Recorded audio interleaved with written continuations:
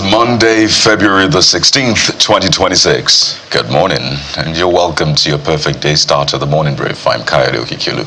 Well, hope you had a very restful weekend and a red one. It was a Valentine's weekend. Welcome to the morning brief on Channels Television. I am Bukola Koka. And I'm Jeffrey. It's only 16 days right down the line. So today maybe we should be expecting the inflation numbers. If it didn't come out yesterday, I didn't check out. So 15th of every month is when we'll get to know how we're faring in terms of the numbers, the rate of increase or otherwise of the prices of goods and services across the country. Just to put that out there whilst we're debating about several other national issues that are quite serious as well. Guys, what's up? What's going on? Well, the weekend had Valentine's all over, but for those who are paying attention to national issues, you'll see that, yes, INEC just before the weekend started released election timetable, but it was met by mixed reactions, really, depending on where you're looking at. Some said, well, it is what it is the law. But for those who are looking at it from the religious context, they say, well, this timing doesn't quite work. Particularly Muslims who say that period is smack in the middle of Ramadan. Some have said, well, it also coincides with Lent as well. So how do we go about this? Which is why, well, at the National Assembly, there's going to be yet another sitting this week to look at that. It's quite interesting to see how the National Assembly has swung into action in recent times. And I wish we had this situation when we have major insecurity situations, just big issues as well that demand the attention of the National Assembly. But what we've seen time and again is it looks like the U.S. Congress takes up the issues more than our own National Assembly.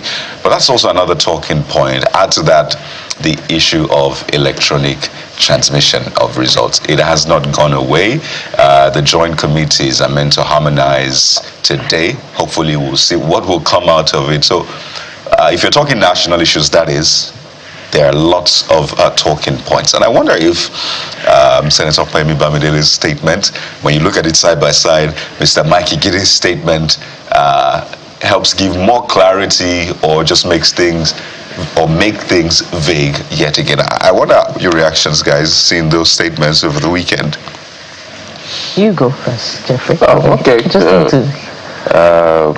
I've listened. I've read the statements by Mike Igini. I've read the statement by Femi Bamidele, the majority leader of the Senate. Let me start with the things that the majority leader said. Two things primarily. He was defending the issue around the removal of the word real time from the electronic transmission. He was also talking about the unavailability of certain kinds of infrastructure like network and power and all of that. I think the Senate is just being clever by half with the greatest sense of respect. You don't say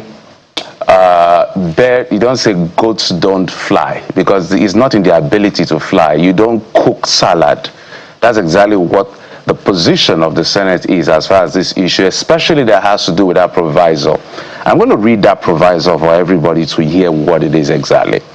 So when they talked about the presiding officers and electronically transmit and all of that, this proviso that's causing this trouble is provided that if the electronic keyword here, provided that if the electronic transmission of results fail as a result of communication failure, and it becomes impossible to transmit the result electronically from EC8A, signed and stamped by the presiding officer and countersigned by the candidate or polling agents where available at the polling unit, the form EC8A shall in such case be the primary source of collation and declaration of results. My concern, Kayode Bukola, here is the first statement is even wrong because there is nothing in that statement that is possible. I'll say it again. The BVAS was designed with 99% offline capability. The only network capability you need is the transmission. When you're sending an SMS, a WhatsApp message, the bulk of work you're doing is offline. The only time you need to now activate internet service is to click go or send or whatever the term that is used on your phone. So saying things like, if the transmission of results fail, it's not possible for it to fail, dear Senate of the Federal Republic of Nigeria. It is not possible for it to fail as a result of communication problem. The BVAS was designed such that when you snap, whether there's network or not, when you capture whatever word is used, as soon as you capture, whether there's network or not, it stays there waiting for network. Whenever there's network, whether you get a network 4 hours later, 5 hours later, 1 minute later, 30 minutes later. So this anticipation of failure, and look at the last part, the form ECHH shall in such case be the primary source of collation and declaration of result. That is even a given. Accreditation is done electronically. Voting is done manually. Transmission of results is done electronically. Collation is done manually. If you go to section 64, subsection 4, subsection 5, subsection 6, you see that INEC has anticipated result record and transmission. And so if there is dispute in, say, the number of votes, the number of accredited voters that are submitted by a polling unit, you still defer to what is recorded and what is captured or transmitted in that sense. And they reference section 60, reference section 647 that has to do with electronic accreditation. INEC, in their position paper in 2021, after they met with NCC, led by, what's his name? I've forgotten his name now, Engineer Maska, I think that's his name. And then they call it Transition Technical Committee on Electronic Transmission of Election Results. They came up with a position paper, a 23-page position paper, to show that 93% of their own polling unit, not my polling unit, INEC's polling unit, has some level of network. The other 7%, they have this GSM network, whatever. It was done by INEC, NCC, and MNOs, as mobile network operators. Okoyemi Bamidele, the House leader, in all his statement, did not in one line, to the best of my knowledge, reference such a document, and was referencing other terrain of internet bandwidth, upload and down. Look, this is all politics. This is creating room for fraud, electoral fraud, as far as I'm concerned. We can debate on the issue of real time, even though I'm not really arguing around real time so much. The point I'm making is that the provisor that expects inability to transmit, it is not possible. I say it again. BVAS was designed with 99% offline capability. The only time you need internet is when you want to upload. First of all, capture. You see the house version, they can maybe remove real time and look for another word that is close to real time. The way the Senate framed his law is I don't understand. Look at what the Senate, if they can put up that of the House of Representatives, the House version, so that I will explain what I mean. The House version is very concise. See, the Commission shall electronically transmit results from each polling unit. So it must be done at the polling unit to IREP portal. We can argue about reach time. And such transmission shall be done simultaneously with the physical collation of results. Can you remember that thing we talk about? Physical collation of results. That means that what is a result? Result is simply when all the countersigns have been done by INEC, done by, what do you call them now? Polling unit agents. So all of this explained now by the Senate from ECHA, counters, all these are unnecessary. So for me, this is high-level politics. Do you know that in that position paper in 2021, INEC was anticipating e-voting, which is even more technical than this. E-voting was what INEC was anticipating. But I saw in the Senate, when it was being voted under Lawan, senators in Lagos who don't have network problem were voting against it. I don't want to call their names. I rest my case. Interesting, Jeffrey. Without having to reinvent the wheel, perhaps they can put up that House version again. Another component of that House version talks about transmission being done simultaneously with the physical collation of results. Simultaneously meaning all of the wards. How many do we have now? Jeffrey, please remind me, I'm not very good with figures. All of the wards. We have about 8,000 plus wards. 8,000. 176,800 plus polling units in Nigeria. Yes, so all of those polling units and all those wards simultaneously are putting up the results on the IREV portal at the same, simultaneously, I believe means at the same time. So, and I'm emphasizing that point to, counter-argue the position put forward by the Chairman House Committee on electoral reforms that looked on, that scrutinized that bill, and as a matter of fact, decided on what we're now quoting now, but is now curiously, arguing, some form of relativism on that portion of the Electoral Act Amendment Bill as put forward by the Senate, saying what really does real-time transmission of results mean. That simultaneously as voted by the House, covers that. That means that, from wherever you are, after you have voted, in the comfort of your home, your workplace, your house, you can see the results being uploaded. And that suggests that in all of the networks, in all of the polling units that have networks, after elections have been done and collation has been done, and all party agents and all concerned have countersigned on forms EC8A, the results will be transmitted simultaneously on the IREV portal, and everybody can see the results. That is election transparency, and that is why the electronic transmission of results is so critical to the ongoing reforms that the National Assembly has considered, unfortunately, for 2 years. Now, to the point put forward by former INEC resident electoral commissioner, Mr. Mike Igini, he's just from the point of view of an experienced electoral officer saying, look, this could work against you if you do not vote for electronic transmission of results. And that is, to go to argue to the point that for those who are elected representatives right now, either at the executive level or at the National Assembly level, if indeed you seem to be doing the work in line with the demands of the electorate and dividends of democracy are indeed reaching the grassroots, then you may be working against yourself if you do not vote for electronic transmission of results. But if you did, then you have nothing to fear. But the question is really, what is the electoral class afraid of by not voting for electronic transmission of results? And that's why there's a huge question mark on the argument put forward by the Senate leader about infrastructure challenge. And for me, it was interesting to note that there's an honest admission for the first time that we have real, infrastructure problems. He talked about power infrastructure in that document.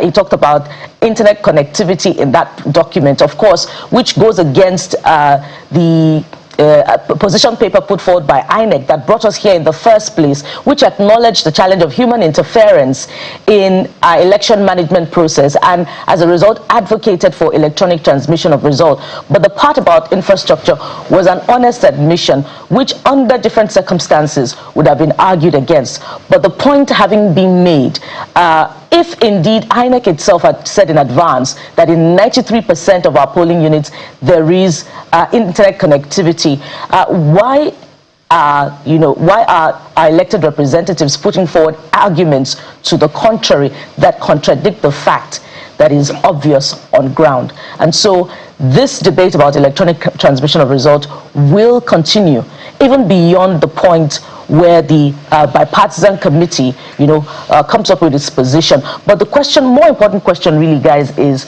now that INEC has released the timetable, is it predicated on the 2022 Electoral Act or the one that we're expecting, which would be the Electoral Act Amendment Bill that should become law, after the bipartisan committee has concluded its work? INEC is not right clear in what right is now. done. So we have an extant law. It's called the Electoral Act 2022. So that's the extant law as far as it's stands. And that extant law expects them to follow through the 360 days or so to put out a timetable. We're hoping that by now all of these arguments and all of the fine lines would have been sorted. But unfortunately, it hasn't. So we have to work with what we have, which is why INEC had to put out that timeline before the 20th, so that we have the time to, there could be a revised timetable. So right now we don't have any other law apart from the Electoral Act 2022. Until this is signed into law, then we can now say we have a new law, and then we'll begin to work around it. But for now, it's 2022 Electoral Act we're working with right now. Well, some things are clear. Nigeria has over 90% internet coverage, whether you're saying 2G, 3G, and above. And the BVAS is able to work with in fact, the slowest internet. All it needs is just a little drop of internet. When it gets it, it's able to upload. I didn't see that in the Senate leader's statement. I mean, these are things touted by the NCC already. But hey, it's important that we pay attention to this as well as the other issues in the Electoral Act, issues around punitive measures for those who engage in either buying PVCs or what have you.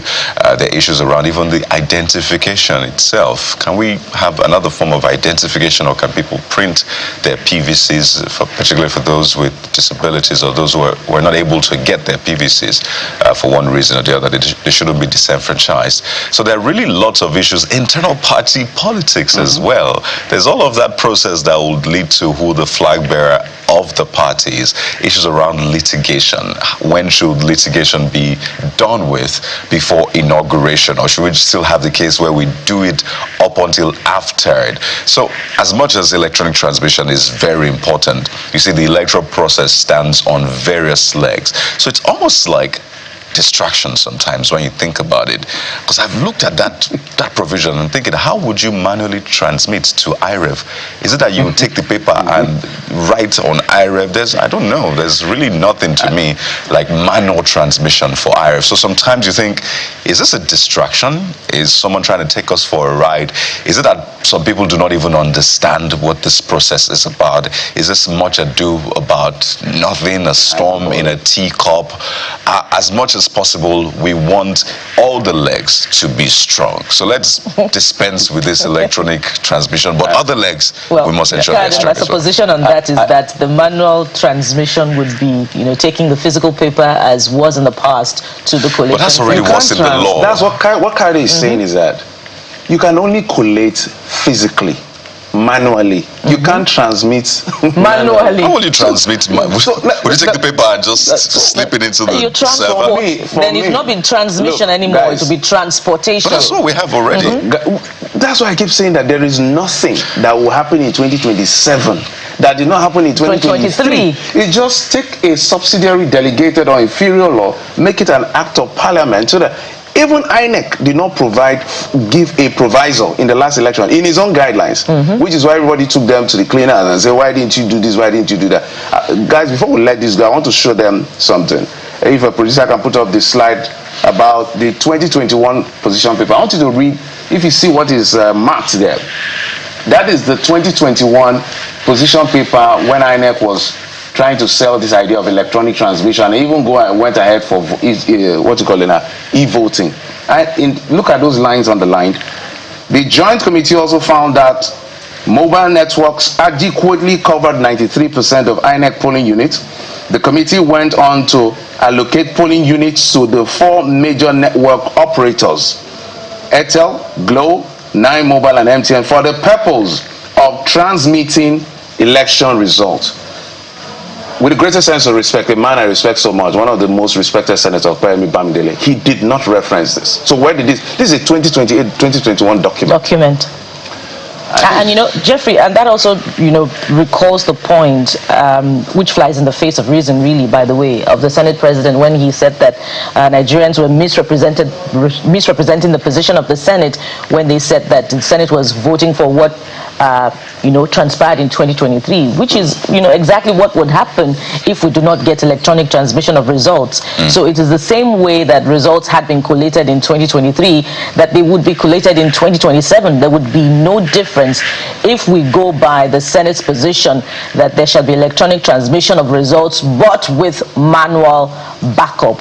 And that opens the door wide to election rigging, where we see collation centers in government houses, when we see governors standing by election results and all of that. So it opens the door wide to another round of election rigging and controversial election declaration of results, and perhaps resident electoral commissioners going ahead to declare results, as we saw in Adamawa State prior to the conclusion of an electoral process. And so this is what the electronic transmission of results without any caveat is set to address. There's nothing like manual transmission. I will say it time and again. There's nothing like manual transmission to IREF. It doesn't work. It doesn't make sense to me. It can only be transmitted via internet. Right. But let's take a look at how the dailies are reporting all of the big stories in a moment. Stay with us.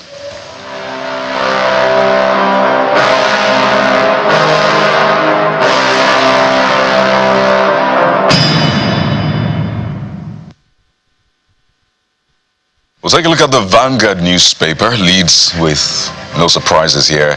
Electoral Act harmonization. Reps under pressure to abandon compulsory e-transmission of results. Empirical data guided our decision. It's coming from the Senate. How much of empirical data though? Because there's also data that shows that over 90%, close to 100. In fact, I saw data that said over 100% density, right? But anyway, more explainers insists real-time electronic transmission of election results not practicable now. Just let the beavers do what it's made to do. Once you're done with the voting, take a picture. It would upload when it sees either 2G, 3G and above, or people have even suggested satellites, Starlink and all of that.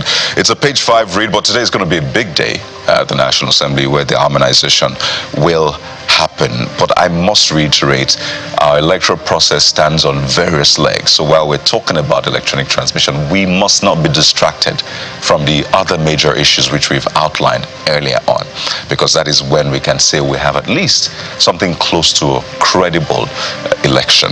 And just to mention this, on top of the front page of a Vanguard newspaper, you see this story. We communicate movement of terrorists to security agencies, but who's saying that? Well, there's a picture of the Zamfara State governor, and these are some of the explainers. It says terrorists can be defeated if discusses massive infrastructure achievements and reviews how state IGR moved from 90 million to over 5 billion in 30 months. So this is basically an open bait. You have to open the dailies to get more on that story. If the terrorists movement is communicated to security agencies, why is it that they seem to be sometimes ahead of our security agencies? I mean, we'll still talk about what's playing out in Kwara and other parts of the country. But that's it for the front page of Vanguard newspaper today. Let's head now to another paper this morning. That would be the New Telegraph. And the New Telegraph has us reflecting on national security. Take a look at the headline. Terror War. First batch of U.S. troops, military aircraft touchdown in Nigeria. It's, of course, looks like it's an interesting read on pages 4, 28 and 29. And the riders read this way. 5 planes bring in equipment, ammunition, troops dislodge terrorist syndicate in Katsina, that would be in Benue State, recover arms, ammunition. Police launch aerial surveillance in Benue. Macban debunks terror links, urges diplomatic intervention over U.S. bail. And so this is yet another confirmation that U.S. troops that will be boots on ground have arrived in Nigeria. We need a conversation in the coming days, I believe, gentlemen, with the Minister of Defense over the implications of this military engagement or partnership with the U.S. Is there a bilateral military document that protects Nigeria's sovereignty regardless of the nature of this engagement with the U.S. government? Are we going to be seeing in the coming days another airstrike on, a terrorist enclave in another part of the country, how should Nigeria's territorial integrity be defended, amid this partnership? So those questions are very, very critical, even as we acknowledge that indeed Nigeria needs a form of partnership to defend itself against, non-state actors who want to continually, not even want to now, are evidently, compromising Nigeria's security. And, speaking of which, we saw a video over the weekend of, people in Kwara State who were kidnapped, still in Boko Haram captivity, and we're looking to see what the state government is doing on the federal government, in partnership with the federal government, to ensure the return of those who have been kidnapped. And of course, the efficacy of those aircraft that have touched down in Nigeria, such that they go a long way in fighting terror and banditry, and it does not become the old tune of, the Super Tucano jets will be a game changer in the fight against terrorism, but there hasn't been any significant change with, the onslaught of the bandits and insurgents getting more intense and moving further down the south, and as we see now in Kwara, in Kogi State, even in Oyo State. So I believe that conversation is very critical. That's it from the New Telegraph, but there are other interesting stories on the front page that you would want to catch up with later on.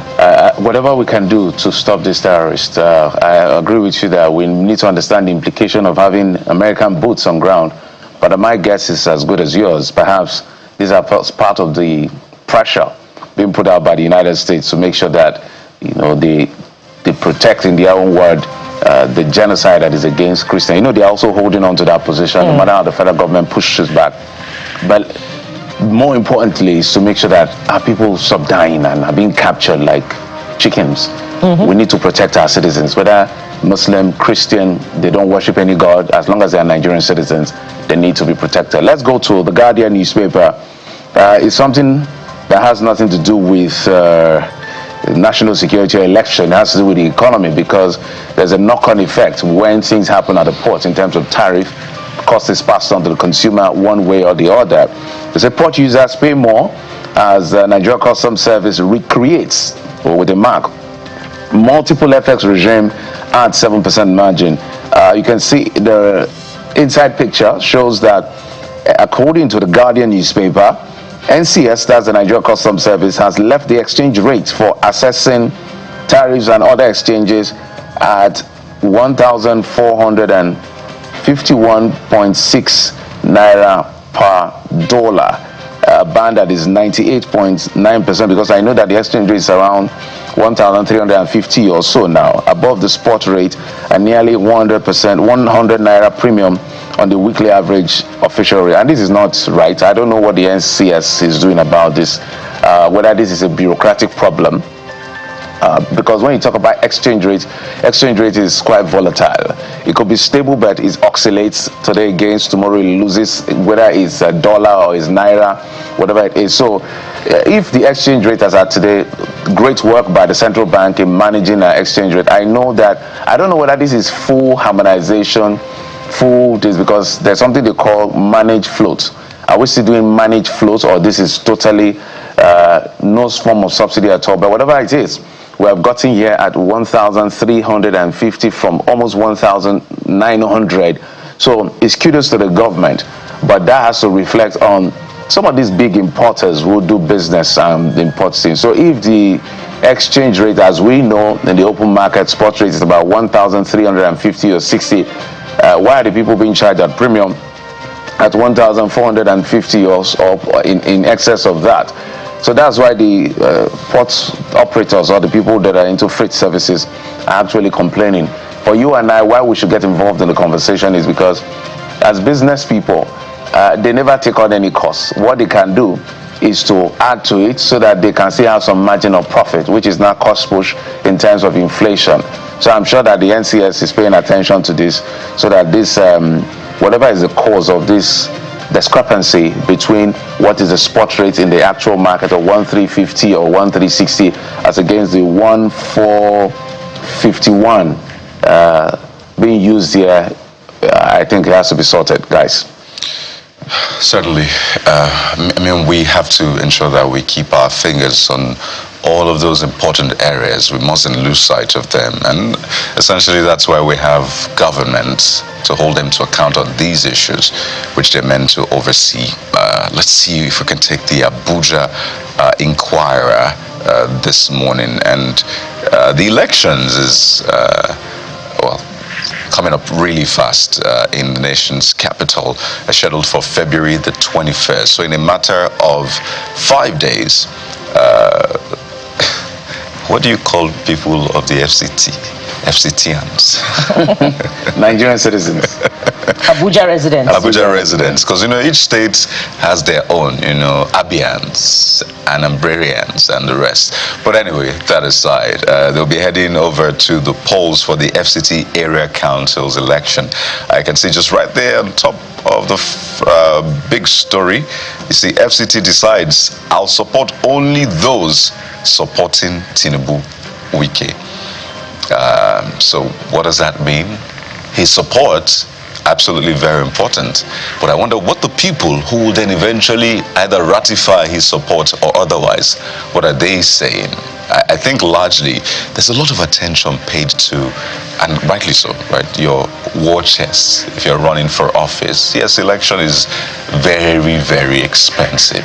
But isn't that a challenge? Because we then have to trade off.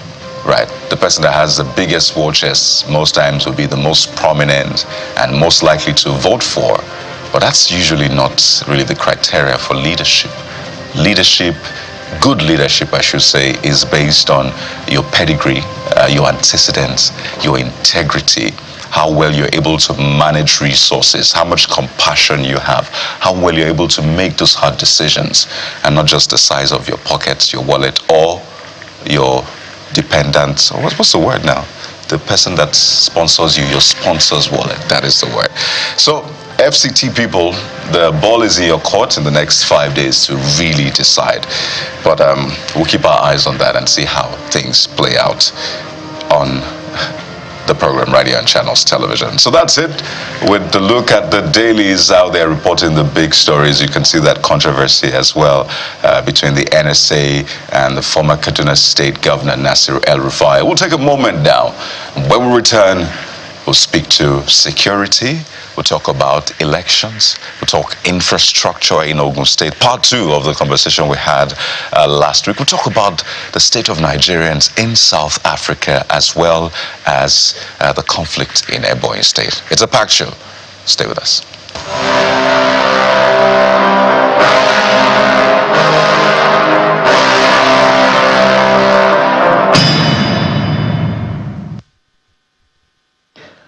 Welcome back. Let's bring in our guest, Mr. Onyekachi Adekoya, is a security consultant. He joins us virtually. Mr. Onyekachi, thank you so much for coming on the program.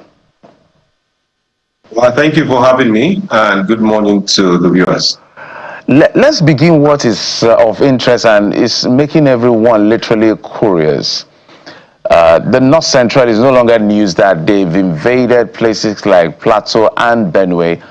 But there's a dimension it's taken now as far as the issue of insecurity is concerned in Kwara. It looks like there is a plan by these terrorists to overrun Kwara. We're grateful that I read in the papers the other day to the effect that they came again, but very gallant soldiers, forest guards and all of that engaged them in a gun duel. It was quite a serious one.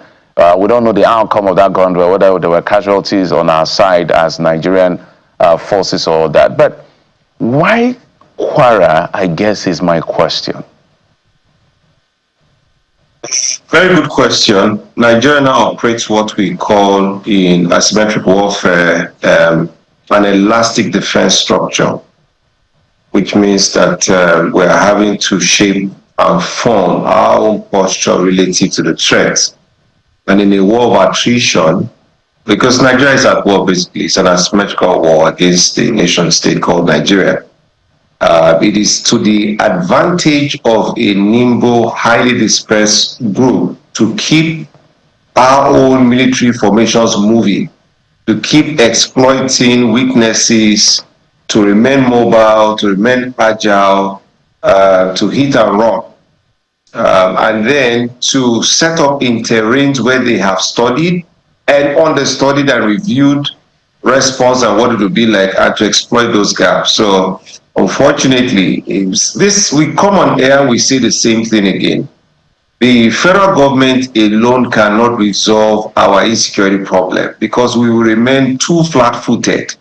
The problem with security is that if you fail to ensure adequate security in one area, when you have a set of areas, the place that has security will simply deflect its insecurity to a place that is less prepared. And that's what we're saying in Kwara. If you look at the way they've staged the attack, it showed military coordination, it showed tactical awareness, they showed political awareness. When the government came out and said, oh, is this number, and immediately they put out a statement and said the number is more. So there's a level of situational awareness that shows a certain ingrained sophistication to suggest that it's not just a local matter, even though we fingered Boko Haram in the attacks on Kwara. So unfortunately, just to round up, the thought is just opportunity creates a thief, as we always say, and the risk to reward matrix seems to favor reward. The incentive is higher for people to commit these actions because we are not properly postured. We are behind the curve, let alone before we begin to talk about El-Rufai's part with the NSA and the distractions that can even have on our own national security posture. So those are my thoughts. It's opportunity creating a thief.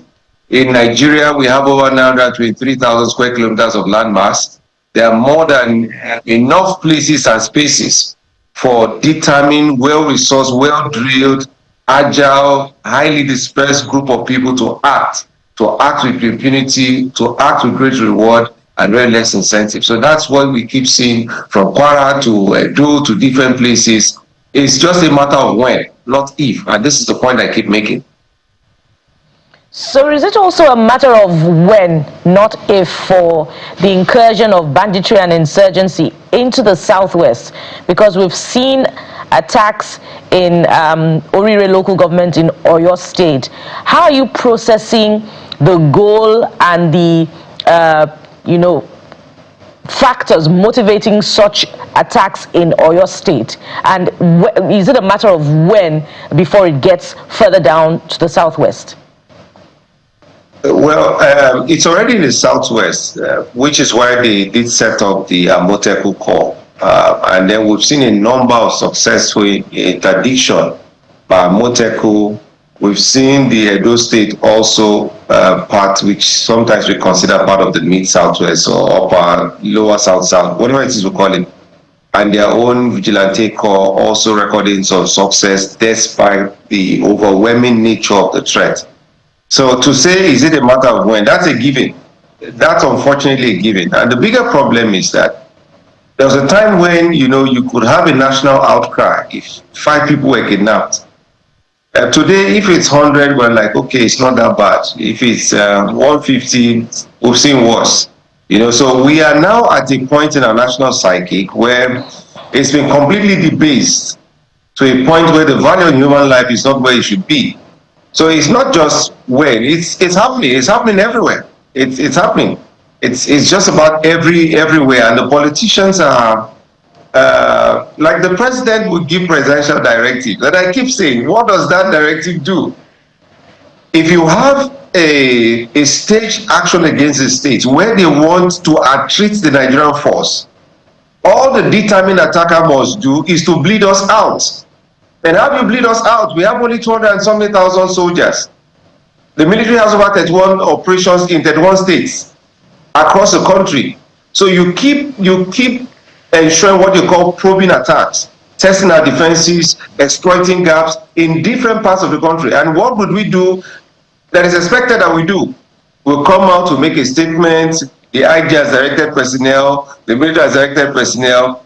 The number of personnel we have is not to infinity. So it will always happen, and unfortunately we'll always have these conversations because there is an insincerity on the part of political leadership to address the issue of insecurity. Let me just make a point. I saw Samson Itodo and his group run a bit of a permutation on what will increase voter confidence and for people to come out to vote. I think in that report I saw about 64% of the voting public said security, if there is security, they will come out to vote. Now, if insecurity is high, people will not come out to vote. And if you follow the permutation and we will do our politics, it means that the political elite will have a free day in the field. So is there an incentive, sincere incentive on the part of the political class to ensure security across the country? Why is it that on the eve of every major election cycle, you see a sudden uptick, sustained sudden uptick in violence? The sad thing is that we have not neared the peak by empirical data. INEC has set election for 2027 February. Unfortunately, what Nigerians will see is that we are now entering a crisis season, a crisis insecurity season in our national polity, where it seems as though insecurity is a critical factor in the play of how power falls and where it falls to. So that's the reading to all of these things. So it's not a question of if or when. It's happening already. It's with us. Sadly, it has not peaked. And that's a major indictment. If they are able to choose when, where they operate, literally they hold the power and say, okay, for this period, let's step back. And then when it's time, we up the ante. When it's meant to be the government that is dictating whether or not they operate. So it's sort of a misnomer. It is a misnomer. And you hear about the letter written to a community inquirer state by so-called NTA, National Terrorist or Nigeria Terrorist Association. I've never heard that in my life. It's almost like it's a joke. I don't know if you've seen a copy of that letter purportedly written by so-called NTA, of all acronyms to even choose. Well, what do you make of it? No, that's what I said, that if you look at the modus of operation, you will see a maturing of operation. There's in domain of warfare, information space is also a domain of warfare, and there's what you call psyops. Even propaganda, when you're engineering it to achieve a set of objectives, it's all propaganda, and you see how measured they are. And when the government said, oh, it's 20-30 people, they put out a statement and they gave the numbers accurately, countering immediately the narrative of the government. When you put out circulars like this and say there's an association, and then you hear that the phone of the NSA is being tapped, it's all working on the psyche of the Nigerian state. It's within the information domain. We are receiving a barrage of assaults, as it were, on our psyche as a country. And importantly, the psychological import is that if there is a registered with the CAC, for example, National Association of Terrorists, it means law enforcement cannot come to your aid. You better pay up and do what these terrorist groups are asking. It's part of the MO, the right to communities, the request for tax, for people to go to their farms, you must pay. To extract your produce, you must pay, So it's part of the psychological warfare, the act of it. So that's the engineering behind such letters, such communications, such press releases, such gory videos. It's all psychological warfare. And you make the right point that because we are not dominating as a government, we are not dominating our respective areas of responsibility. We are not achieving even saturation in the information space. And we are not coordinating properly. There are some things we don't want to say on national TV. It makes some of us bleed in the heart to think that a country that is as vast and well-read, with over 250 million, 30 million Nigerians, that the people responsible for some national assignments are a bit too drawn into the politics of APC, PDP, ADC, and the rest. We don't have strong institutions that is able to read the room properly and create a strategy, structure, system, program that can pick up the little things you consider insignificant, piece it together, read the trend, and mitigate what is happening. So that's what you see, that in the information space, these actors have an advantage over and above. In fact, the local communities trust them more and trust their words more than they trust the words of our political class. So that's the bigger problem. So once you degrade the society to that point, where the fabric that holds society together is threatened, then you find people acting up in silos, people resolving to self-help, and self-help may be paying these insurgents, aligning themselves with them, because of religion, because of local context, whatever narratives the people are selling at that local level, the people buy it up and they are more aligned even for their own personal safety, because they find it more sensible to relate and cooperate more with these actors in their space. Because at that remote area where there's no local government, where the local government chairmen are in the state capital, where the state governments are more in Abuja than in their states, it's to your tent, O Israel, all man for himself. So that's why those psychological operations have weight and they have power. That's my assessment of that.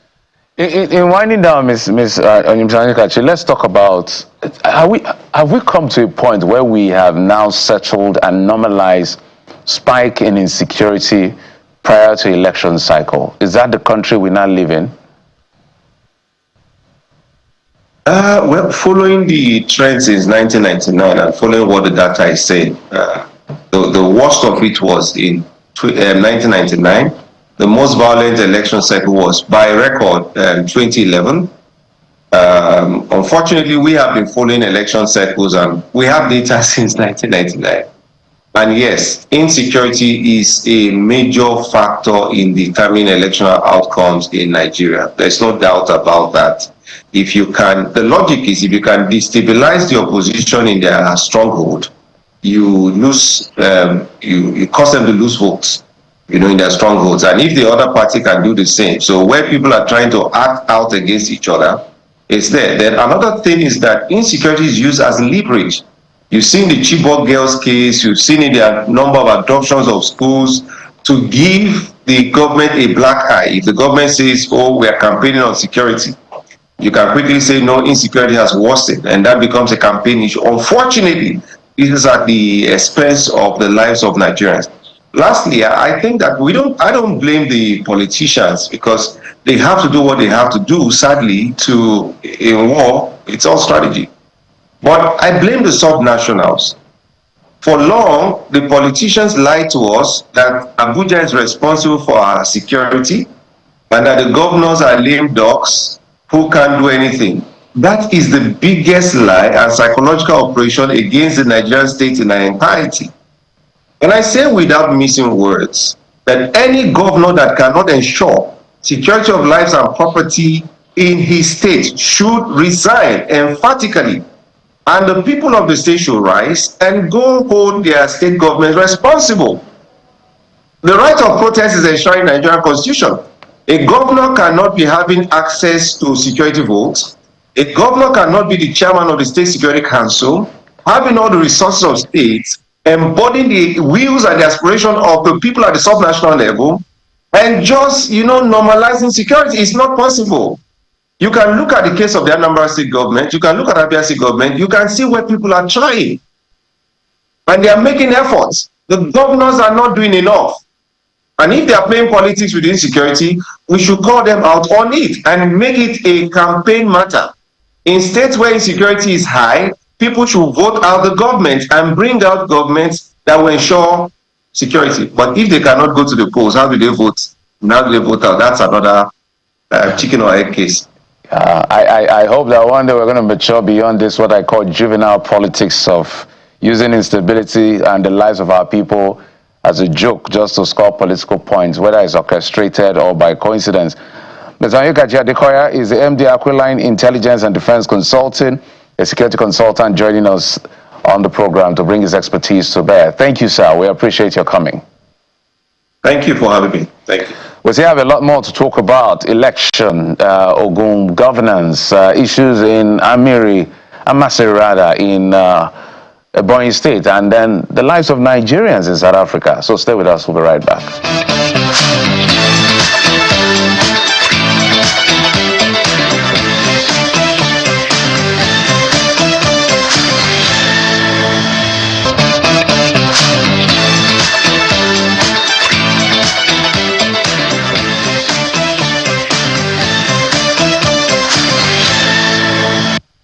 Very disturbing video that came out of South Africa showing a Nigerian Uber driver who was killed in his vehicle by a man and a woman. Very disturbing video, really, and it really messed up a lot of people who watched it, seeing the life of this young man snuffed out just like that by those who we thought were, genuine passengers. But let's find out what exactly is the backstory to this. What is being done? Yes, NIDCOM has put out a statement, but really, a lot of people see this as yet another sad twist in the relations between Nigeria and South Africa, particularly for Nigerians living in South Africa. We're joined by our South Africa correspondent, Innocent Samusa, who joins us this morning. Innocent, well, it's good to have you on the show, but these circumstances, terrible, really. I would like you to give us a backstory, what the authorities are doing, really, regarding the death of Isaac Satlat. Don't forget, we had yet another shooting some days ago of a Nigerian in South Africa. Indeed, Kaido, a very good morning to you, colleague. Under the circumstances, as you rightly indicated, devastating. This is something that has been going on in the country for quite some time now. In fact, when the president was giving his State of the Nation address, he mentioned that they will deploy the soldiers to basically help the police in terms of curbing and dealing with crime in the country. It is a sad story that has happened to the Uber driver, as you rightly indicated to Kayode. We had a Nigerian national also who was basically shot at and sadly passed away in Johannesburg. This is in the Randburg side. And the backside of the story, it's important to note that there is a show that's called Sizokuthola that probe drugs in the community. And what happened is that if you call the show to come and investigate someone, there's a ransom that they give you. So that makes it difficult because people want to make money. If you're doing well and they're suspecting that you're doing something illicit, they will then call the show to come and investigate you. And what they do, Kayode, is that they use excessive force and they come with the South African Police Services. They then beat up the people to agree that they're selling drugs, even if they don't. It is a challenge. But the backstory of the Uber driver apparently is that he was requested to come and carry these passengers, and he then was robbed and killed, sadly. But the information around what really happened is still sketchy. The police are still continuing with investigations. As soon as we have those news and the investigations as to what really happened, we'll be able to share with our viewers. But I can tell you now, Kaido, that it's a sad story. It is pretty much devastating, for a lack of a better term. And for a lot of people, this is one too many. They always ask, why Nigerians? Is there something fundamentally wrong? Is there something we need to do deeper to fix this? Because going back down memory lane, we've always had great relationship. Nigeria coming through for South Africa, vice versa. These are meant to be the two big brothers on the African continent doing great things together. But it looks like that doesn't trickle down to the citizens on the streets, innocent. So is there an assurance that really this may be the last, or you fear that this might happen again if something bigger or something more decisive isn't done? Perhaps, Kaido, let me answer why Nigerians. It's not only Nigerians. And the issue of crime in the country is not targeted. It affects everyone. In fact, my niece, when she was coming to Joburg to actually register, this was last year, she was robbed. her phone, she was robbed her bag. So the issue here is that it is not targeted, and it's not only Nigerian. It's just that sometimes, yes, they found they found at the crossfire, but the problem here is that crime affects everyone in the country. Hence, we've been saying that there is no genocide in the country because the issue of crime, it's not targeted at all. It affects everybody. Going back to your question, Kayode, will this be the last one? Well, it remains to be seen, but I can tell you now that there is that commitment from the government to really deal with the issue. It does seem as though they've prioritized funds to really fund the soldiers to make sure that they help, the police services, because they're really incapacitated. We don't have enough police that are dealing with crime on the ground. So the soldiers will be deployed to deal with the issues of crime in the country. So that, in a way, Kayode, it does give us a sense of relief that at least government is doing something to deal with this issue. But I can tell you now that devastating, extraordinarily, it's really painful. Words cannot really, fathom what I want to say, Kayode. Indeed, Innocent. We have to go now, but just quickly, have arrests been made, and what is investigation saying? Yes, indeed. Arrests have been made. So we are told that the lady and the other guy, they will be appearing in court later this week. As soon as we have the details, we'll be able to share with our viewers. Well, Innocent Semosa, our South Africa correspondent, giving us updates on the sad killing of the Nigerian, Isaac Settler, and the other one happened a few days ago, 45-year-old Nigerian who was shot. We have to thank you, Innocent, for that update. And of course, please get back to us as soon as you have more on that. Thank you, colleague. Well, from South Africa, we come back to Nigeria, where we speak on election matters. And we have joining us on the program, Samson Itodo of Yaga Africa. This has been one long journey, Mr. Itodo. You released a statement where you tried to, I could understand your, I call it dilemma. You were trying to just figure out what exactly is playing out here, really. And we know that the House Committee and the Senate Committee are meant to meet today behind what I'll describe as closed doors, right, to harmonize this.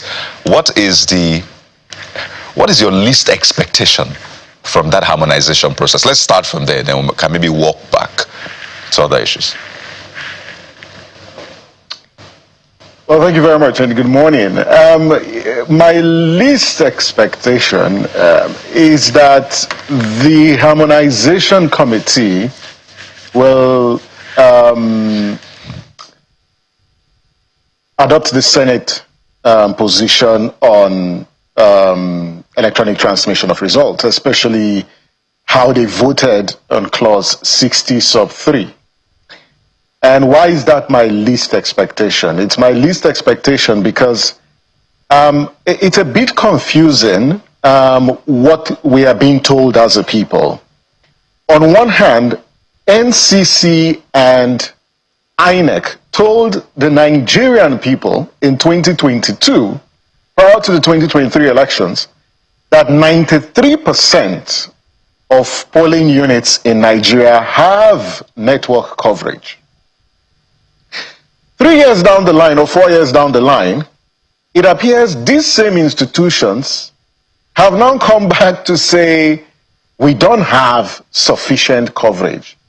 And if you follow the statement by the Senate leader, and part of what senators are saying, that the data before them contradicts what these institutions have said. So the bigger question is, what's the actual source of the data and the information? So when you talk about my least expectation, I think that they will differ, to the Senate's position. That's my least expectation. My highest expectation is that the conference committee will be guided by public interest and will listen to Nigerians. I really want to give them the benefit of doubt that they will hearken and heed to Nigerians' call, because I don't see why politicians are worried and are scared of electronic transmission of results if and only if they do not have, any untoward reason behind their pushback. Again, like you referenced, this is not the first step. This thing we're talking about is not new. We have done these things successively. So why is it a contention now? It means something is actually amiss. There's nothing new about what we're saying. This thing happened in 2023.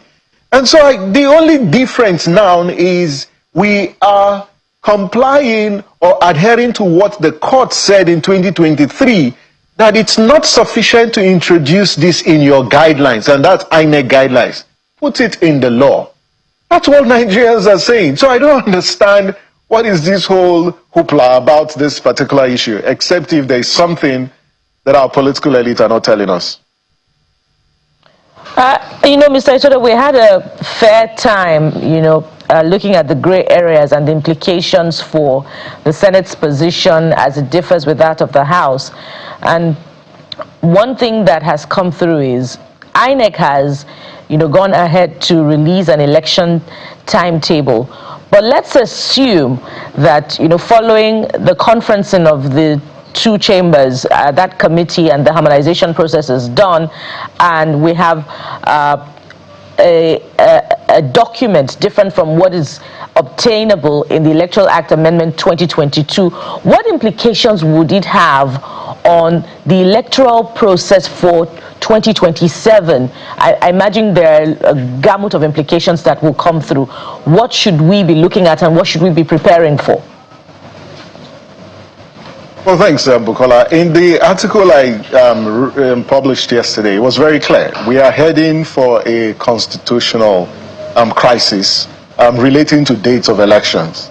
And here is it. First, let me express my deep concern that, we have boxed, and I wouldn't say we, I think the political elites have boxed us as a country into a very tight corner. This is why we have kept on insisting that conclude electoral amendments before, we get close to the elections. Now we are close to the elections. There's a lot of confusion in the system. On one part, INEC has complied with Section 28 of the 2022 Electoral Act that it should issue notice of elections or publish election timetable 360 days before the date of the next election. It has complied with the law. There's a law in force. But the time it published the timetable, the National Assembly is yet to conclude on its amendment. Now, the issue relating to sort of religious observances has now come to the table. And now we are now considering moving the dates of elections. So let's look at where we stand. The Constitution is clear that you cannot conduct elections not earlier than 150 days, that's 5 months to the end of the incumbent, as well as 30, not later than 30 days to the end of the tenure of the incumbent. That leaves us with 5 months. The reason why we have elections in February, it's because it gives a time for INEC to conduct reruns, to conduct runoff elections. Now, we are told that the date, 20th of February, falls within a fasting period. That's 20th of February 2027. Okay, where we are today is if you take into consideration the fasting periods, because Christians also fast. And by the way, in 2023, elections held February 25th. By February 22nd, 2023 was Ash Wednesday. So elections held during the Lenten season in 2023. Now in 2027, we're being told that, yes, we cannot have, or we should consider not having elections during the fasting period. When you look at it, the earliest elections can hold, if you look at earlier than 150 days, will be 29th of January 2027. And if the Ramadan starts either on the 7th and the 8th, it leaves us with only 10 days. It's impossible to conduct general elections within 10 days. So I really wish both INEC and the National Assembly well. Let's see what comes out of tomorrow's extraordinary session. But whatever the case, Bukola, the timetable issued by INEC is going to be revised based on the resolutions that will come out from the National Assembly. In fact, You recall that the Senate already altered timelines in their own provisions, but the House didn't. So if they go ahead and adopt the position, then the timetable that INEC issued would have to be revised. And quite frankly, barring any miraculous changes, the dates for the 2027 elections will be changed. That's our prediction, and anyone, even a blind man, can actually see that that is probably going to happen in the next few days. There you go. I know that INEC also sort of try to give some clarification as to what the law says, and which is why they chose that date, not to offend anybody on the religious angle. But I know we had the chairman of the House Committee on INEC yesterday on our sister show, Sunday Politics, where he said, well, the law is a continuum, so they may start almost like a football match. You can start the match with Electoral Act 2022, then midway, maybe halftime, you switch to another rule, Electoral Act 2026. But, you know, he was switched the way he was saying it, but when you look at the operationalization of things, obviously this is going to cause major confusion if we're going to do it that way. But just as a sideline, or on the sideline rather, is there anything like manual transmission when it comes to IREV? Interesting question. I listened to the commentary this morning. When you say manual transmission, what is manual is not electronic. And so when we say manual transmission, it simply means the physical transfer of results from one level to the other.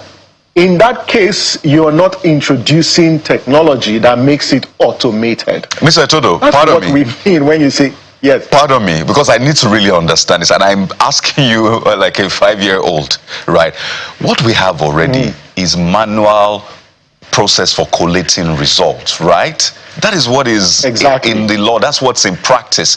That section 65 or 3 deals with what happens with the election when you want to upload to IREV. Am I correct? Absolutely. It has to do with transmitting the results, you know, from the polling unit to IREV or a central server. Exactly. And the purpose for doing that is to aid the manual collation process so that you can verify between what was electronically transmitted with the physical copies of the result sheets. Okay. And collation cannot be complete if you don't compare this result, because both of them must be consistent. And when there is a discrepancy, you clearly know that results might have been altered, or it could have been a function of error or computational inaccuracy on the part of those who are managing the collation process. So just quickly before I yield, isn't IREV just a result viewing portal? Is it for collation as well? The IREV as at today is not a results collation system. INEC have insisted that it's a result viewing portal.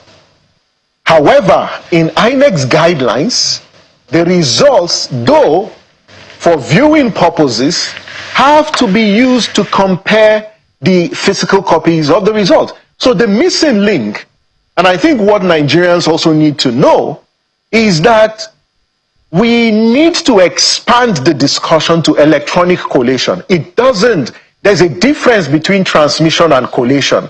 Transmission simply means moving the results from one point to another. Collation is tallying and putting those results together.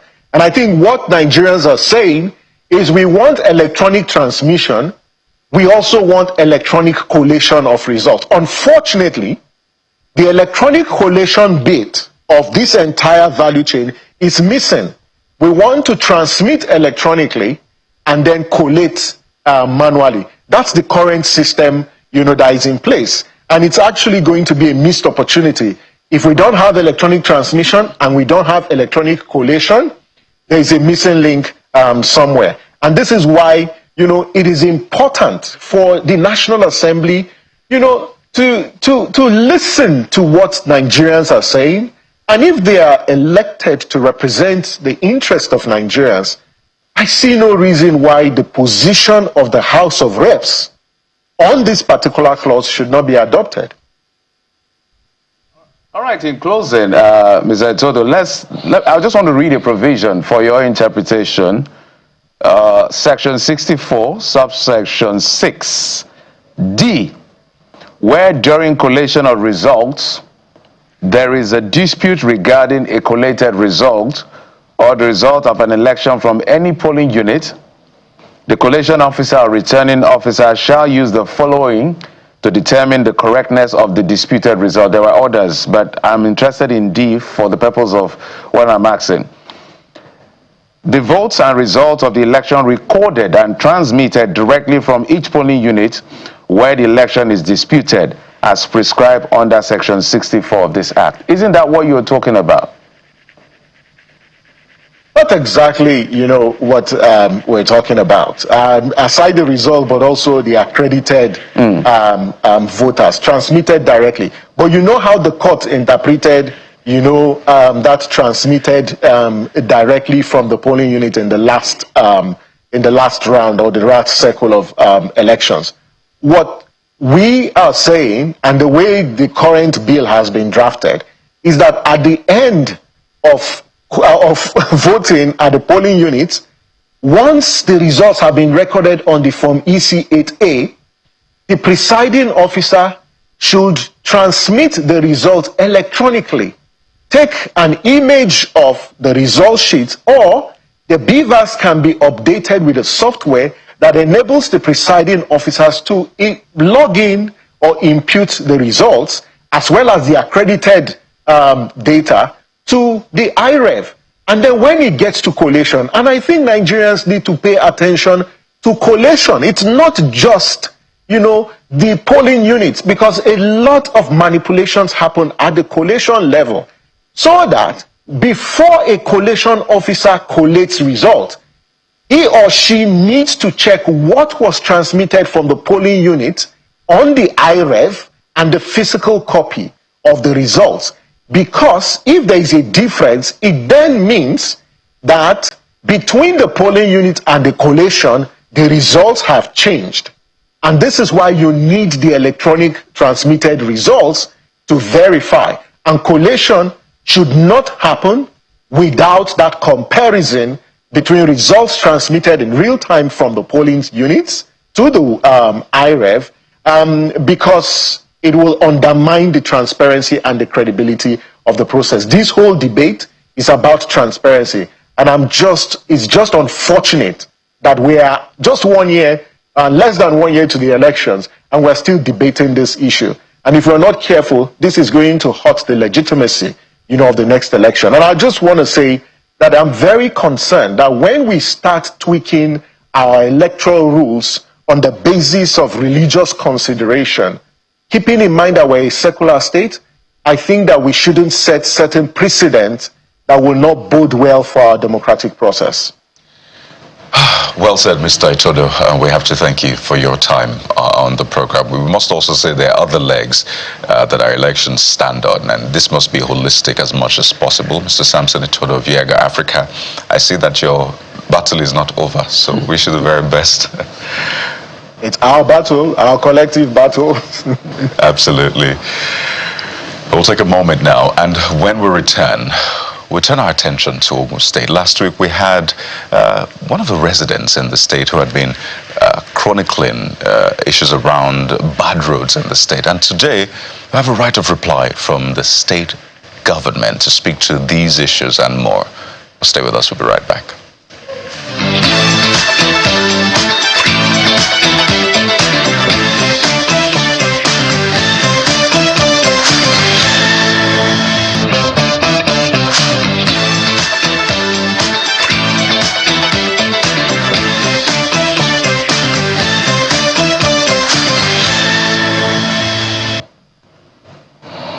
Welcome back. It's still your perfect morning starter right here on Channels Television, and we now make progress in our conversations today as we focus on governance in Ogun State. Of course, as Kayode said earlier, this is an opportunity for the Ogun State government to get a right of reply following our conversation with a concerned citizen of Ogun State last week who has taken it upon himself to highlight infrastructure deficit in certain parts of the state. And so joining us on this segment now, we have Mr. Kayode Akimade, the Special Advisor to Ogun State Governor on Information and Strategy.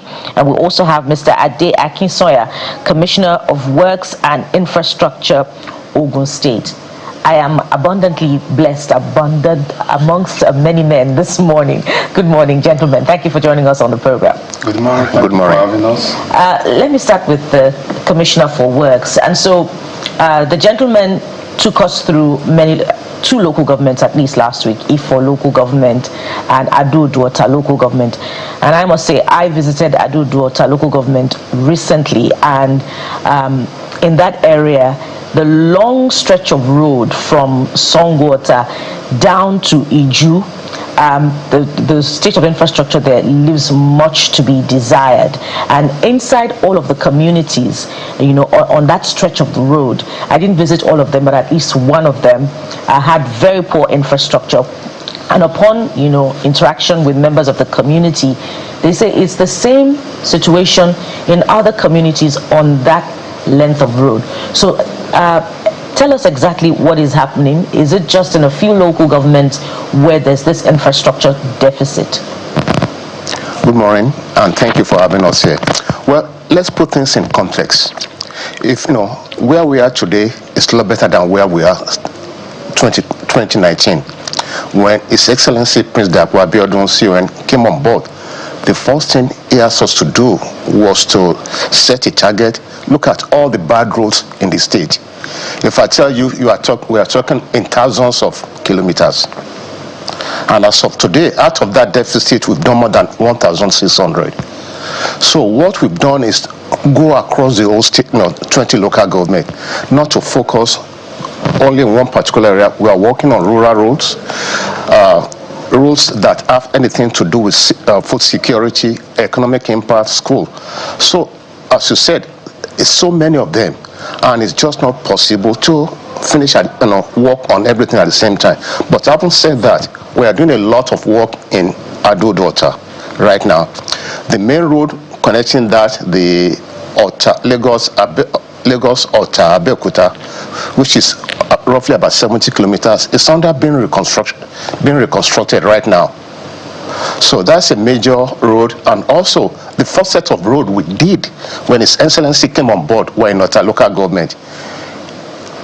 Navy Road, all that road. So those are the first two sets of road. We started in Ado-Duota local government to do that. Then probably the other local government talking about Ifo. Actually, we've done more in Ifo than anywhere. I can confidently tell you today that you can enter Akute from 3 different locations we've done. We've walked on Ajuwon Akute Road, which was when you go there, a car can sink along the road. But now you can drive smoothly, connect to Lagos State. The same thing from Alaji Kusoko to Akute. We've reconstructed that. And the same thing from Yakuyu to Alagbole. So all those have been reconstructed under this present administration. So you can drive practically from Lagos boundary in this area to Akute. And the construction is ongoing to Ijoku. Right now, we are close to Lambe. So that's one of the roads you mentioned. From Ota to Akute, it's about 32 kilometers. We've done 16 kilometers. And we are working, the next stretch is from Akute to the train station, which is about 9 kilometers. From there, we take it to Ijoko. We've done part of it, Songo, Ota to Ijoko already. So it's an ongoing process. And at the same time, concurrently, we are working all the other local governments. Just before I yield the floor to my colleagues, in Songwater, in the Iju area, to be precise, I counted about 3 bridges that are under construction. I'm correct, right? Yes. Yeah, about 3 bridges. But on the adjoining roads to the bridges, the one going to Songwater and the one going further down into Ogun State, into those communities, the roads are terrible. And those are trunk B roads. They are not local government roads. Those roads are terrible. And management of human activity on both sides of the road equally leaves much to be desired, with street trading ongoing. The question really is, the state government has had nearly 8 years. I believe this is the second term of the Ogun State governor. Why the slow pace of work? I will not classify as slow pace of work, because construction is not something you can just paint black on the road. There are certain things. Let me go back to the issue of the Akute Road. There are certain areas we have to remove 4 meters of bad material. If you don't do it, the road will fail within a month or 2. So to say it's a slow pace, I disagree with that, because there are certain steps you have to take to do that. 8 years, nearly 8 years. Yeah, but we are working across the whole state. So, as I've said, the first set of road we did were in Ota. The road you're talking about is from Songo to Idiroko. There are 2 bridges more or less completed right now. One across the university, and the other one at the Ojuri. So that's the most demanding one. And once you finish with that, the roads are easier to deal with compared to the bridges. So it takes time to do work, to do construction, but it's ongoing process. And we've done more than 1,600 kilometers of road. And sorry for cutting in. Let me come to the essay as well. Remind me, sir, you said there was a 32-kilometer road. You've done 16 of it. Which road is that? That's from the, as I've said, Yakuyo to Alagbole to Akute to Songo, Ijoko. So let me come to you as special advisor on this particular one.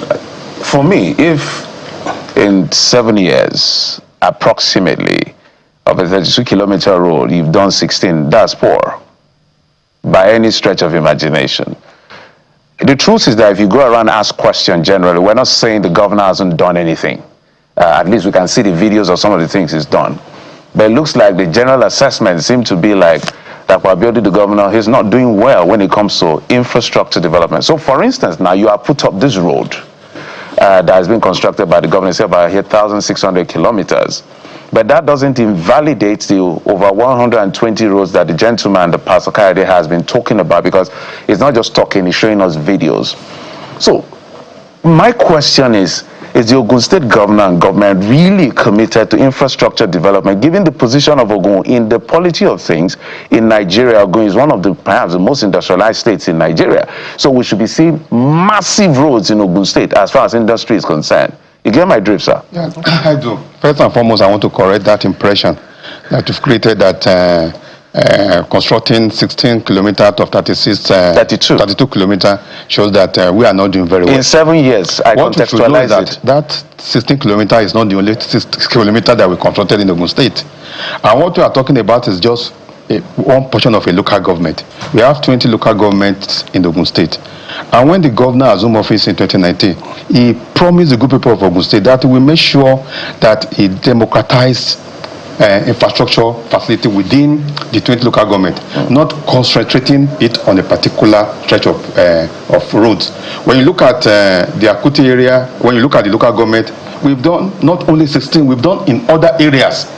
Apart from that 16 kilometers, we've done in Abeokuta. On Thursday, we are commissioning another road in Abeokuta. In the last 3-4 weeks, we've been commissioning road. Mind you, we have programs on channels, television every Thursday, and about 70% of the program is devoted to infrastructure outlay in Ogun State, more especially road construction. We've ensured that we democratize road construction across the local government.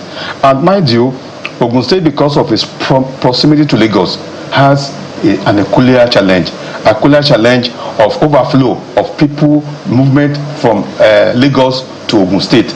And mind you, some of this infrastructure deficit They are not created by this government. Sorry, Honorable Special Advisor. You inherit liabilities and assets. Yes. So let's put facts. Because I'm getting information that, I don't know whether you said it, that the Akute Lambe it has been reconstructed. Ongoing. It's ongoing. Yes. Okay. Because people are complaining of poor state of road in that area. The reason I'm asking this question, so I posited my context. I first of all said it's not true. It's not impossible that the governor has done some things. You listed 1,600 kilometers of road that has been constructed. We're talking about first quality of work, pace of work, impact. So because you have to prioritize your construction given the state of the industrialization status of Ogun State. So I just needed to clarify that so that you continue your thoughts. What I'm just trying to emphasize is the fact that the mere fact that we've done 16 out of that 32 kilometers, that does not mean that we are working at a slow pace. And just like I said, we did not concentrate work on that particular portion alone. It across all the 20 local government of the state to ensure even development across the 20 local government of the state. And I also want to emphasize the fact that our proximity to Lagos has also created both as it has a good side, we also have some challenges, and we are coping very well with challenges.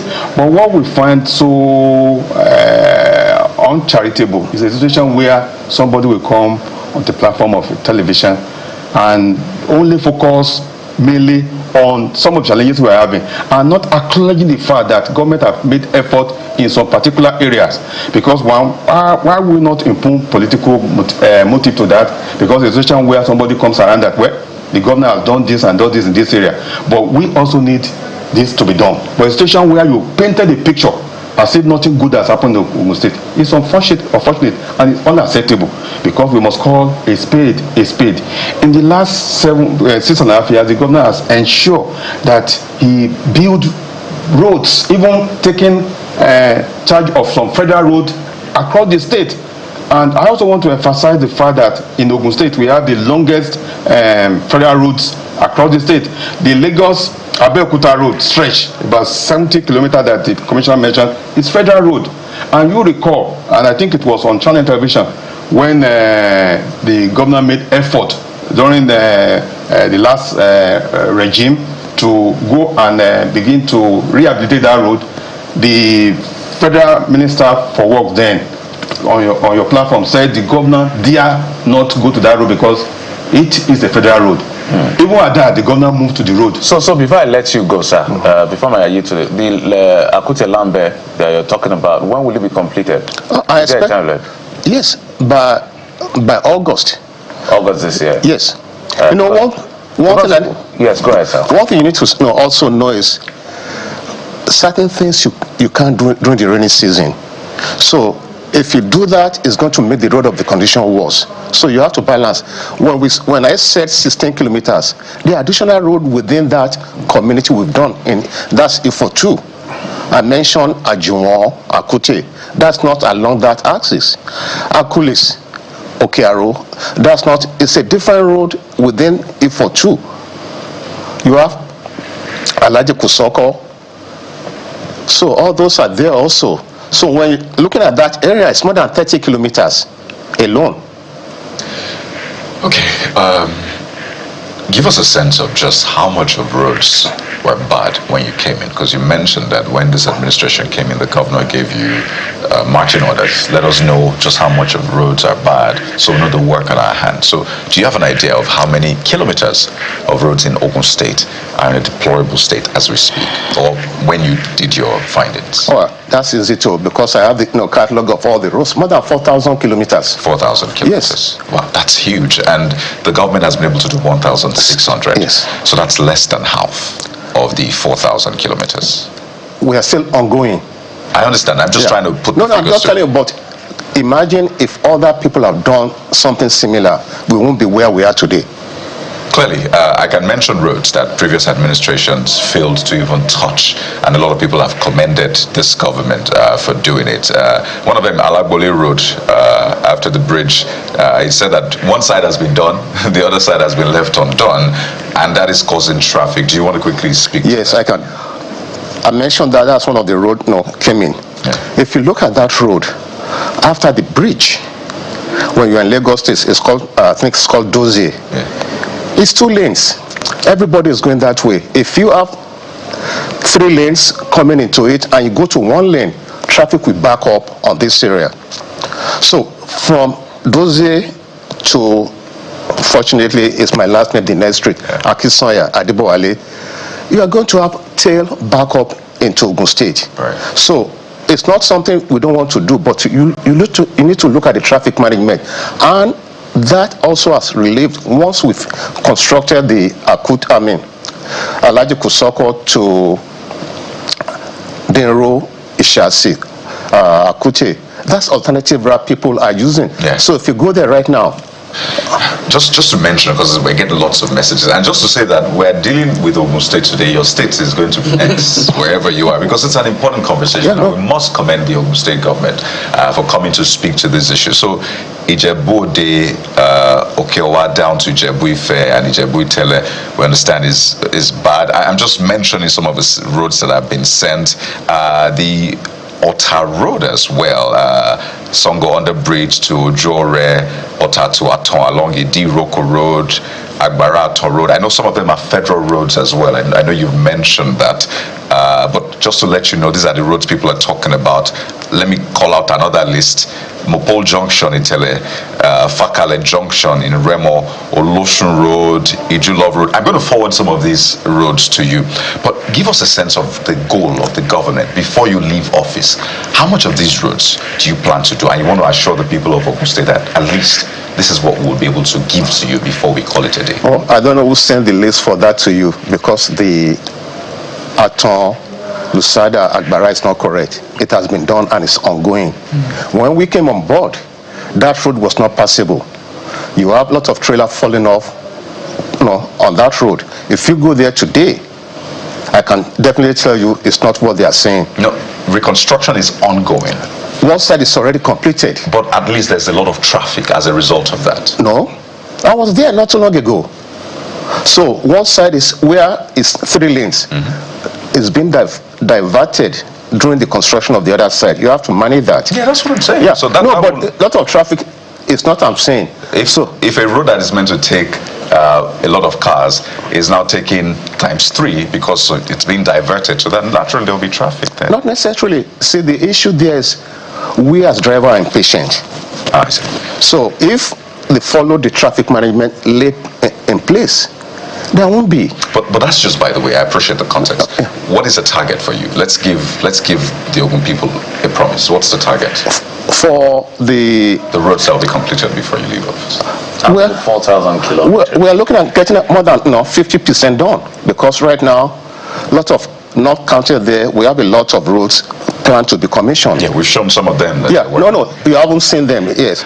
So there's Thursday commissioning. Yes, Thursday we are commissioning a road, and every week either 1 or 2 roads will be commissioned that already completed, and very soon also ESCO will be approving additional road for reconstruction. So some of the road you mentioned there, we keep it right now on the list to be approved for ESCO for reconstruction. All right. I'm also getting messages from people who live in Ogun State and are watching. This one is from a colleague, and he's talking about Arepo Road, Ogbayo, and he's asking what offense have they committed, that their roads are horrible, for a better want of words. And I also want to draw your attention to roads in Obafemi Wode local government area, which is, my own area. All of those communities, Loburo, the roads, and some of them are trunk B roads. The roads are terrible. Well, let's get to the heart of the conversation. Let me bring it to you, sir, which is local government funds. We're talking about state roads, but some of these roads, which are also terrible, happen to be, roads in rural areas, roads in local government. And the allegations, not just to the Ogun State government now, to other states, is that state governments are not allowing local governments to function because they're still withholding local government funds, even after the Supreme Court verdict of July 2024. So what is the explanation of the Ogun State government to that effect? Is it still withholding the allocation to local governments? Thank you very much. You will recall that during COVID-19, I think we've explained this over and over again. There was a big crisis in the country, and as a result of that, there was due in revenue of major states. Most states of the Federation had to intervene in ensuring that our local government staff get their salary as at when due. And what Ogun State did then was to augment some of the fallout of the revenue coming from the federal account to all the local governments.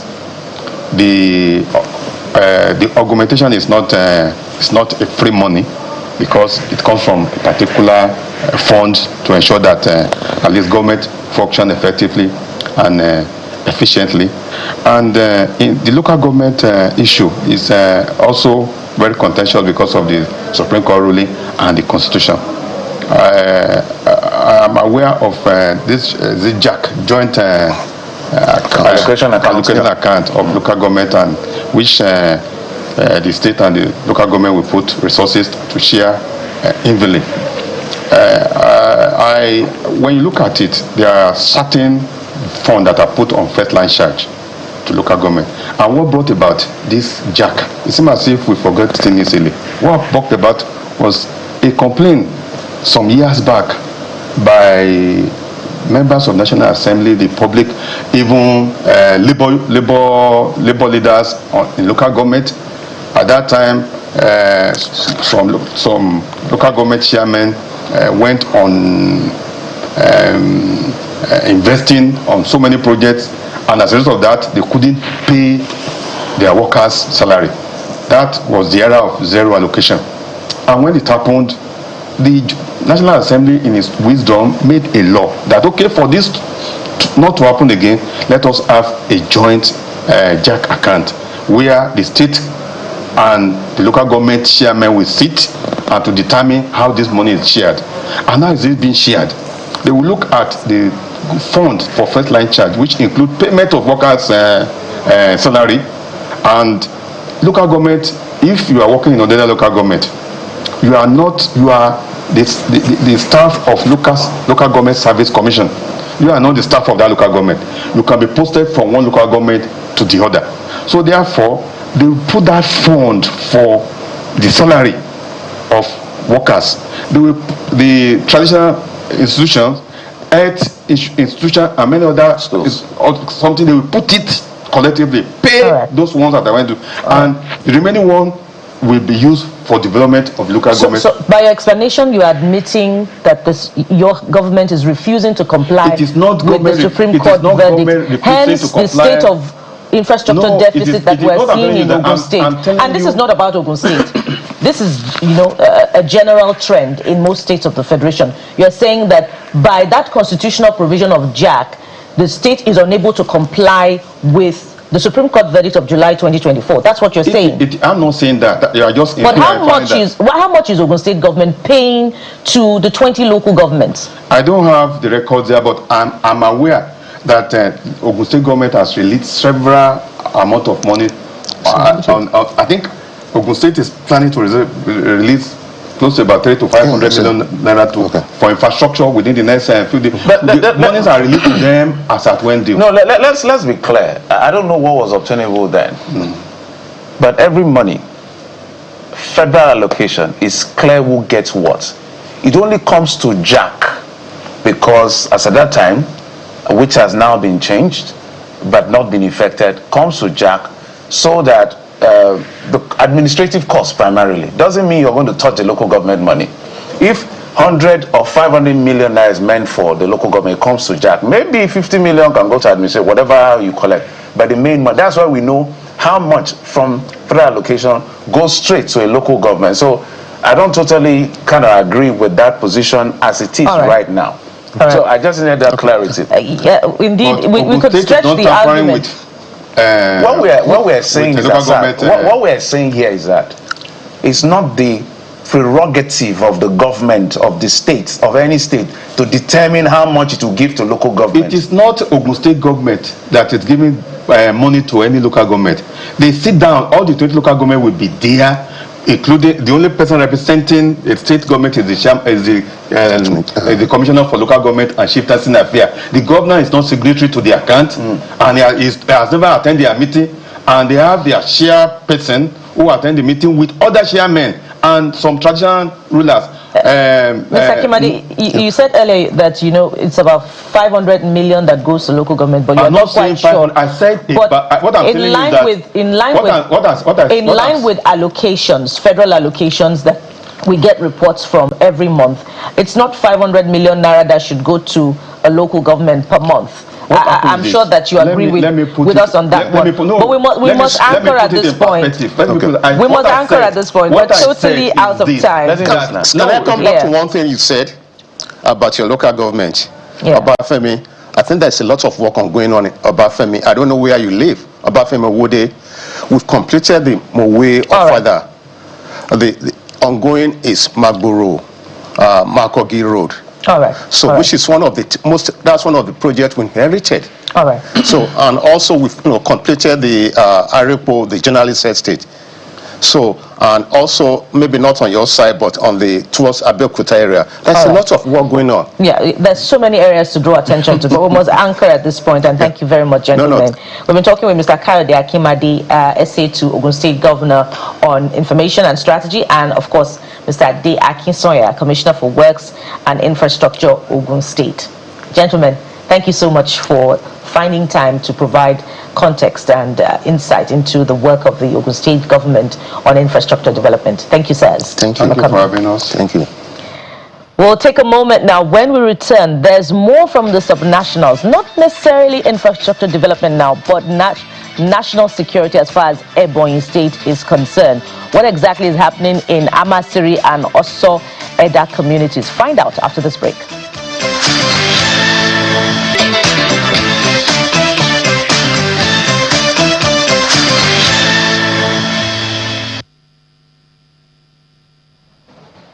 Welcome back. So let's get right to it. And Mr. Maduabuchi Ogbonna, a legal practitioner representing the Amasiri people, joins us now virtually on the program. Thank you so much, Mr. Ogbonna, for coming on the program. We ought to have had this conversation last week, but thankfully we get an opportunity to understand what exactly is happening. Now, talk to us about what happened to be in contention last week was whether or not there was a white paper on the solution to the challenges between Amasiri and also Eda to be implemented by the Ebonyi State government, of course, under the administration of Governor Francis Nwifuru. Help us put in a historical context. Which administration actually brokered this understanding between the two communities, if it was inherited, and why the delay in implementation? Thank you so much for having me. The crisis also better is what Mr. Bonaya, we can hardly hear you. For decades. We can hardly hear you, Mr. Bonaya. Okay, I say that the crisis. Can you hear me now? Okay, go ahead. The crisis between Amasiri and also Eda is one that has spanned for decades.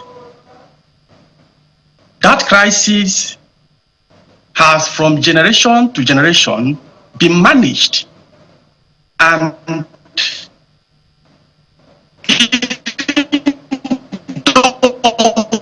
the Cold War, the tension and the hostility was there. It was not a serious concern that they were not going to pursue this boundary claim in the conventional, traditional way of, defending an attack or attacking. So Amasri decided to pursue the matter to the court. They took out a writ in the High Court of Ogun State in an attempt, believing that is their land, with documents in justification of that claim. They went to court.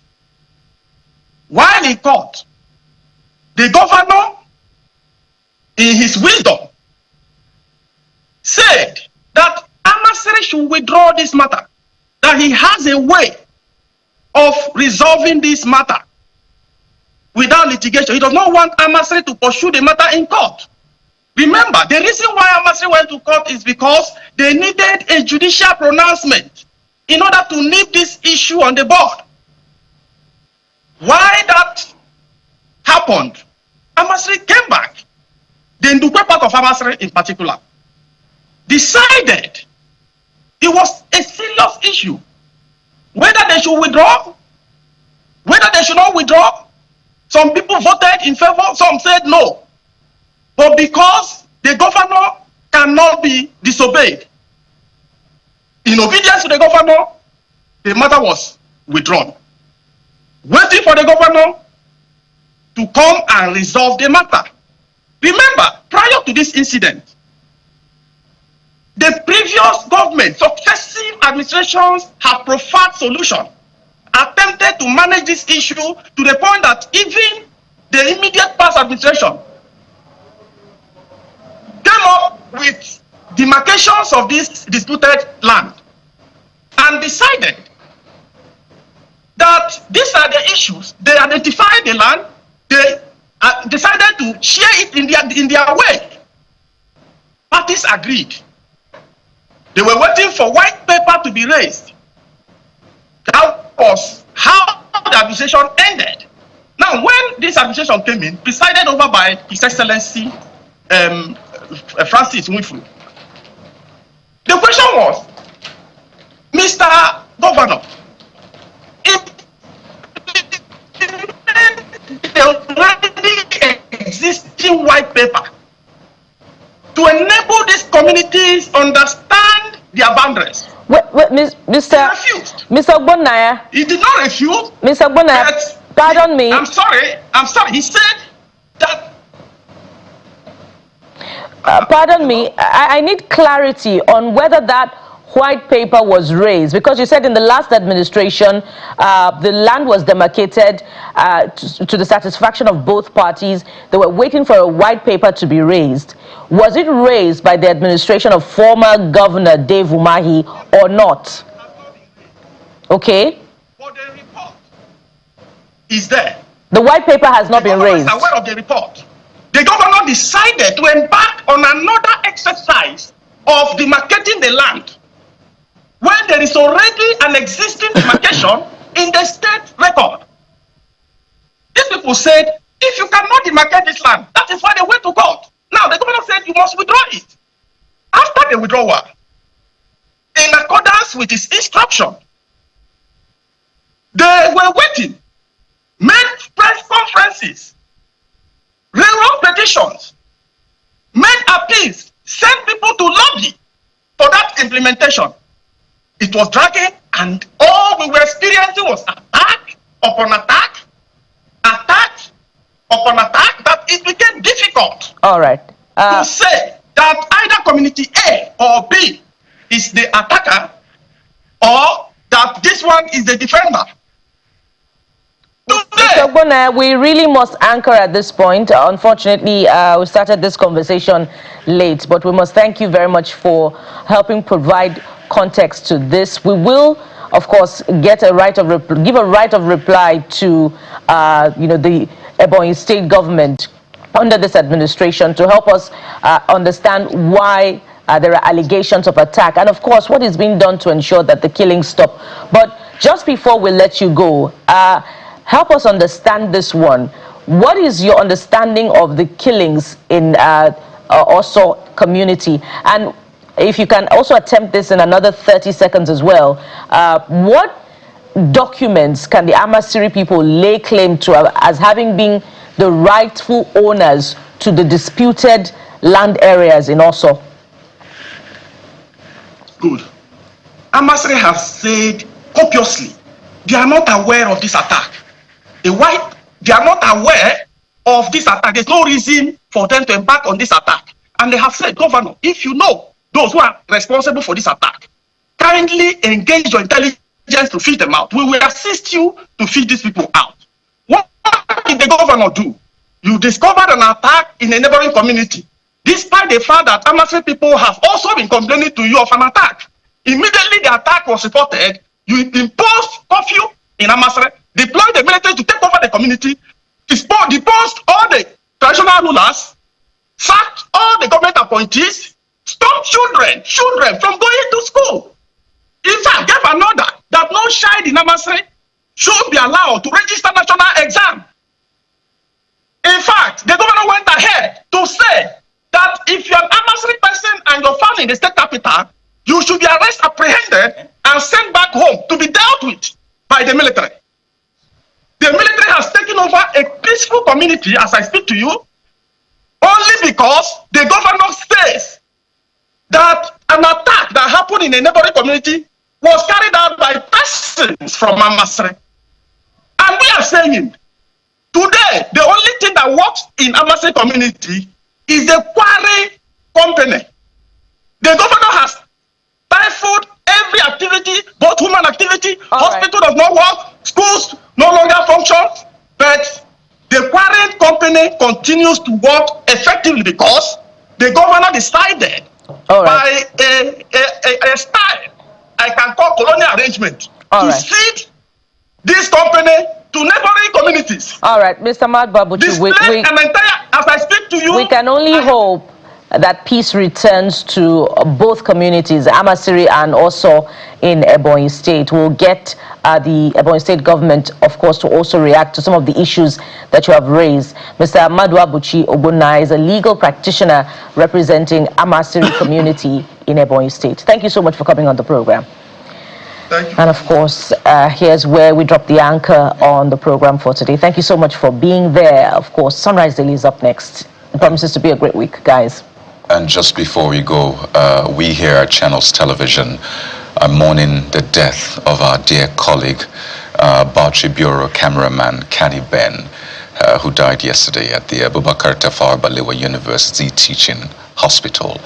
Our dear colleague's death comes 1 week after he sustained injuries in a road accident while on official duty covering the commissioning of projects by the NEDC, a reflection of a life spent faithfully telling the nation's stories. Our dear colleague Kenny Ben was aged 44. He had devoted 9 years to Channels Television, earning the respect of every one of us for his unwavering commitment and professionalism. Tributes are pouring in at this time, and we ask for the repose of his soul, for strength for his family and the family here at Channels Television.